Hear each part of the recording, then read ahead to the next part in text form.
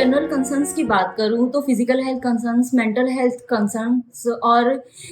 Internal challenges होते हैं जो देखने को मिलते हैं। फिजिकल हेल्थ कंसर्न्स में अगर रेसिडेंट को फिजिकल हेल्थ सपोर्ट चाहिए, जैसे कि ऑन द स्पॉट हॉस्पिटल जाना हो और वो बीमार हो गए हो तो हॉस्पिटल तक पहुंचाना, ये भी एक चैलेंज है। स्पेशली अगर मैं नाइट की बात करूँ तो नाइट में कभी कभार ऐसा होता है कि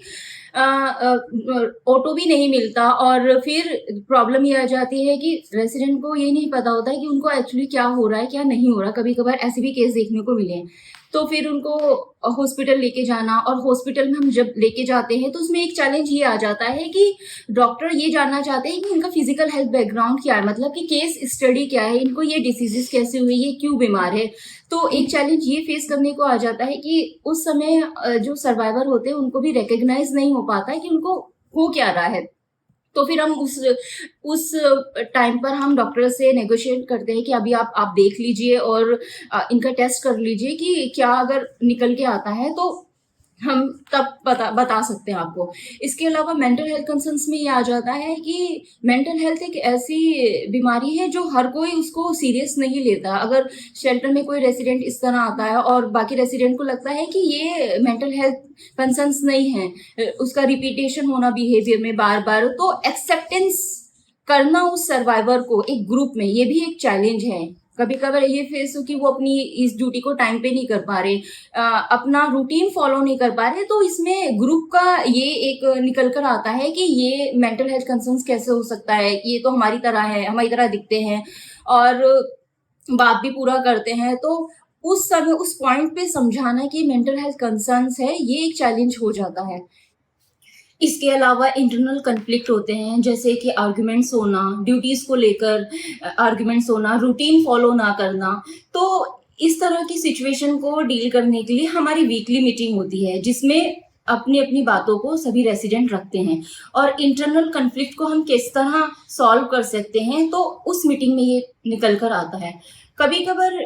कोई सर्वाइवर अगर शेल्टर पे आते हैं तो उनको चाहिए कि वो ऑन द स्पॉट अपने काउंसलर से बात करें, तो वो रीच आउट करते हैं कि मैं भी बहुत परेशान हूँ, मैं उन्हें काउंसलर से बात करनी है।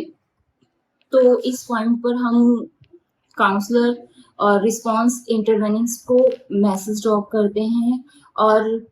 इस तरह के कंसर्न्स को वो आगे इंटरवेंशन करते हैं कि किस तरह देखना है।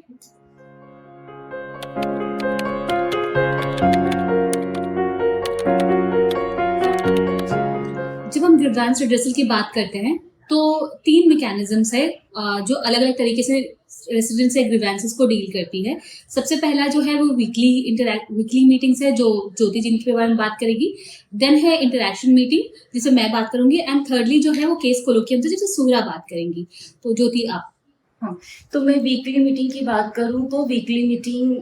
वीक में एक बार होती है, जिसमें केयर गिवर्स और रेसिडेंट साथ में बैठते हैं। इस मीटिंग में इंटरनल कन्फ्लिक्ट्स की बात होती है, मेन्यू डिसीजन होता है कि मेन्यू में क्या खाना है, ब्रेकफास्ट लंच डिनर में क्या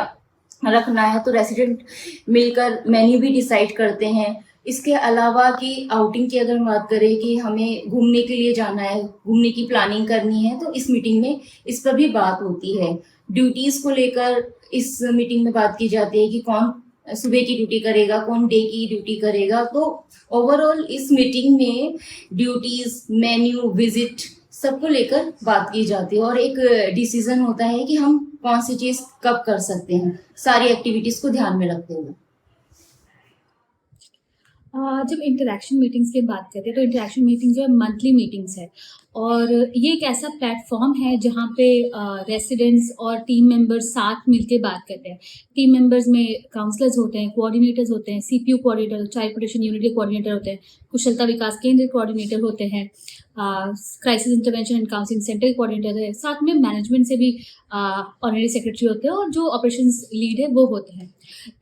इसके अलावा जो शेल्टर की टीम है, जो वहाँ पे कोऑर्डिनेटर है और केयर गिवर है, वो भी होते हैं, रिस्पांस इंटरवेंशनिस्ट होते हैं, साथ ही सारे रेसिडेंट्स होते हैं। तो इस मीटिंग का जो प्लान है कि ये क्यों ज़रूरी है, तो ये एक मंच है जहाँ पे वो अपने grievances, day to day grievances जो उनको लग रहा है कि वीकली मीटिंग्स में, या फिर अदरवाइज सॉल्व नहीं हो सकती, या वो लार्जर टीम के सामने रखना चाहते हैं, जैसे केवीके के ग्रीवांसेस होंगे, काउंसलिंग को लेके कोई ग्रीवांस हो गया, या फिर इन जनरल शेल्टर होम को लेके कोई बात है जो वो रखना चाहते हैं, कोई दिक्कतें आ रही हैं,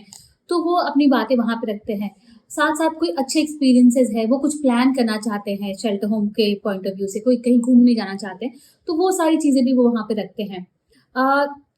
ये ये जब इंटरेक्शन मीटिंग शुरू हुई थी, तो ये सोच के शुरू हुई थी, आइडिया ये था कि हर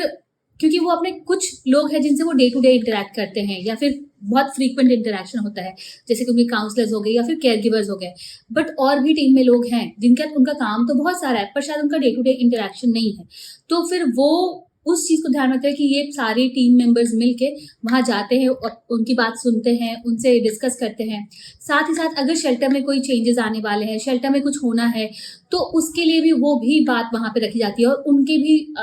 उनकी तरफ से भी समझ आ जाता है कि वो कितना कंफर्टेबल है, वो कितना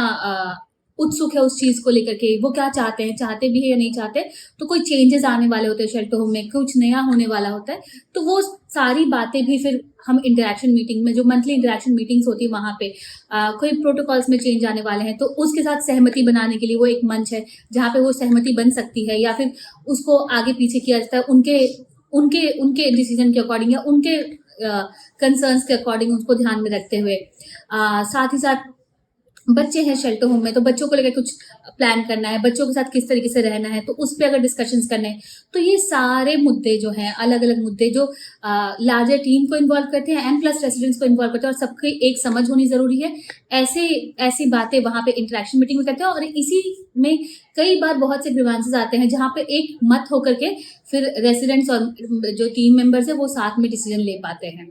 तो इसलिए ये इंटरेक्शन मीटिंग्स मंथली होती है और बहुत इंपॉर्टेंट भी है। हाँ, तो जैसे ज्योति जी ने वीकली फीडबैक मीटिंग के बारे में कहा था, और मोनिका ने मंथली इंटरेक्शन मीटिंग के बारे में कहा था, इसके अलावा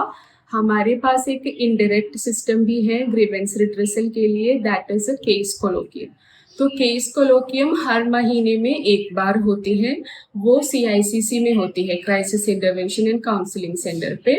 वहाँ पे रेसिडेंट्स इन्वॉल्व नहीं होते हैं, लेकिन हर एक रेसिडेंट को रिप्रेजेंट करते हुए काउंसलर्स बैठते हैं, और फिर शक्तिशालिनी की ऑनररी सेक्रेटरी भी बैठते हैं, और CPU है चाइल्ड प्रोटेक्शन यूनिट की कोऑर्डिनेटर भी बैठते हैं। तो इसका ये उद्देश्य है कि हर एक रेसिडेंट को लेके कौन कौन सी चैलेंजेस आ रही हैं वो सब एक साथ डिस्कस करें, और फिर मतलब टुगेदर ब्रेनस्टॉर्म करें कि इसको कैसे हैंडल करना है। जैसे कि CICC का अप्रोच बहुत इंडिविजुअलाइज्ड अप्रोच है, वहाँ डिग्निटी एंड एजेंसी चॉइस को बहुत मतलब प्रायोरिटी पे रखते हैं। ऑन द अदर हैंड पहचान होम शेल्टर में ये है कि वहाँ पे एक ग्रुप बेस्ड अप्रोच है, एक कम्यून लिविंग है। वहाँ पे कोई भी डिसीजन अगर ले रही है तो फिर वो कलेक्टिव होनी चाहिए, इक्वल पार्टिसिपेशन इंश्योर करना है, तो वहाँ पे फिर चैलेंजेस आते हैं। तो टीम के बीच में भी वो जो एक वो अंडरस्टैंडिंग है, वो एग्रीमेंट है, वो लेकर आने के लिए केस कोलोकियम बहुत हेल्प करते हैं। वहाँ पे हर एक काउंसलर अपने रेसिडेंट्स के एडवोकेट्स बनते हैं,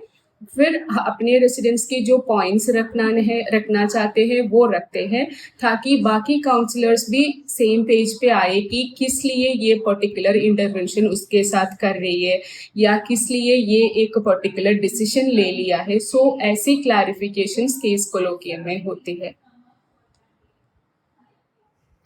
तो जो अभी 3 ग्रीवांस रिड्रेसल मैकेनिज्म की बात हुई, जहाँ पे ज्योति ने वीकली के मीटिंग्स की बात की, उसके अलावा इंटरेक्शन मीटिंग और केस कोलोकियम की बात की, उसके अलावा भी एक इनडायरेक्ट मैकेनिज्म अवेलेबल है जिसको हम रिस्पॉन्स कोऑर्डिनेशन कहते हैं। तो रिस्पॉन्स कोऑर्डिनेशन में भी टीम मेंबर्स होते हैं,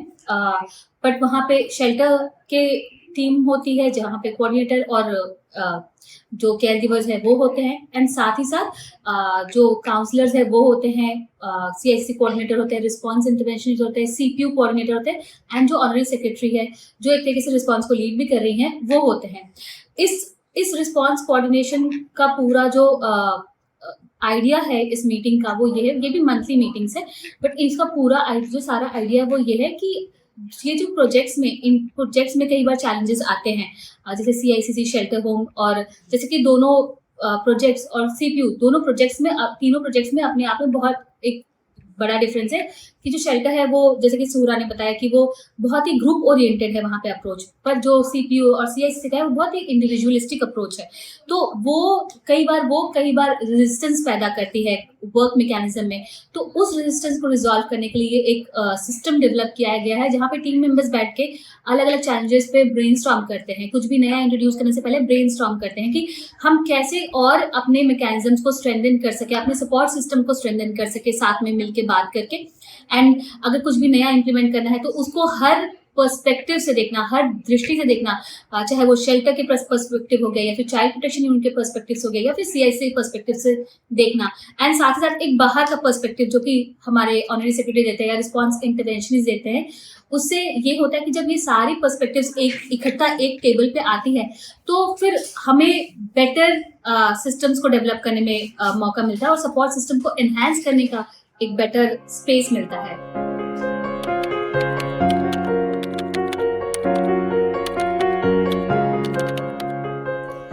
किसी भी शेल्टर होम के लिए जो कि कम्यून स्पेस है, एक कम्युनिटी लिविंग स्पेस है, वहाँ पे बहुत से चैलेंजेस और डिफिकल्टीज और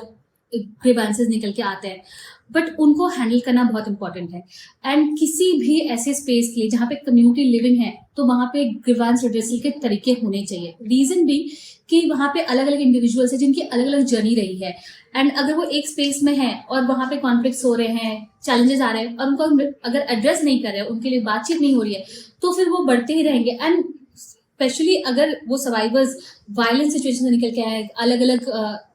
तरीके के वायलेंस को फेस किया उन्होंने, तो उनके जो चैलेंजेस है वो बढ़ जाते हैं। बहुत सारे ट्रॉमा होता है, एडेड ट्रॉमा होता है, बहुत सारा पेन होता है, तो कई बार वो एडजस्ट करने में डिफिकल्टीज होती हैं, आपस में रहने में डिफिकल्टीज होती है, बहुत से लाइफस्टाइल चेंजेस होते हैं उनके, जो बहुत मेजर चेंजेस होते हैं। कई बार हमें लगता है कि वो स्पेस है उसमें कितना सारा फ्रीडम है, बट क्या ये फ्रीडम उनके फ्रीडम के थॉट के साथ अलाइन कर रहा है? तो ये सारी चीज़ों को मिटिगेट करने के लिए, इन सारी बातों को हैंडल करने के लिए बहुत ज़रूरी है कि एक ग्रीवेंस रिड्रेसल सिस्टम्स हो जहाँ पे वो अपनी बात रख पाए और हम भी अपनी बात रख पाए कि कहाँ पे क्या चीज़ें होनी चाहिए, किस तरीके से होनी चाहिए। अगर उन्हें लगता है कि कोई चीज़ चेंज होनी चाहिए एंड देन उस पर बात कर सकते हैं। तो इसलिए बहुत इंपॉर्टेंट है कि ऐसे स्पेसेस में, शेल्टर होम्स में ग्रीवेंस रिड्रेसल सिस्टम हो जहाँ पे रहने वाले लोग जो रह रहे हैं, जो कह रहे हैं कि ये स्पेस हमारा स्पेस है, उसे अपना स्पेस बनाने के लिए